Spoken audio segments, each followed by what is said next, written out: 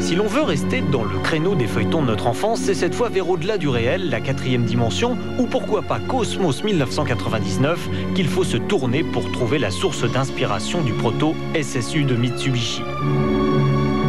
Lui aussi dessiné en Californie, le SSU ne fait pas dans la dentelle pour attirer l'attention. Tout simplement monstrueux, ce 4x4 vient en effet chasser sur les terres du Hummer américain.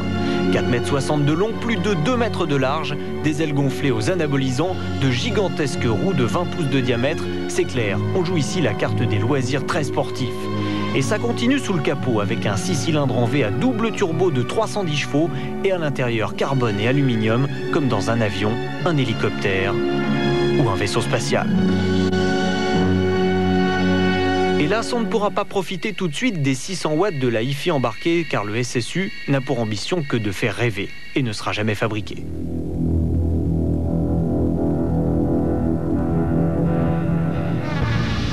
Et cette année, au rayon 4x4, Terminator ou Rambo n'ont eu que l'embarras du choix, car les designers américains ont plutôt vu large et musclé. Après le Cherokee, le Grand Cherokee, voici en effet ce que l'on pourrait appeler le méga Cherokee, puisqu'il mesure 22 cm de plus en longueur et 18 de plus en largeur que son petit frère. Mais le Commander, c'est son nom, n'est pas qu'une simple évocation stylistique du Cherokee du 21e siècle. C'est aussi un laboratoire roulant conçu pour tester les technologies de propulsion du prochain millénaire. Le Commander possède en effet 2 moteurs, un paressieux, ils sont électriques et alimentés en courant par une pile à combustible avec réformeur qui transforme du méthanol en hydrogène puis en électricité par réaction chimique. Pour simplifier, c'est 90% moins polluant qu'un moteur thermique, mais encore très lourd et très cher à fabriquer.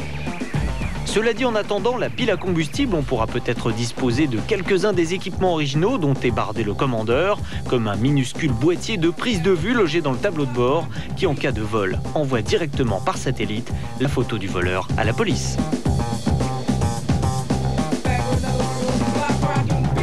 Voilà, il y a 3 semaines, lors du Salon de Détroit, nous vous avions promis de vous en dire un peu plus sur ces véhicules qui feront le 21e siècle. Certes, vous ne savez encore pas tout, mais vous pouvez être sûr d'une chose, l'avenir automobile ne sera pas triste.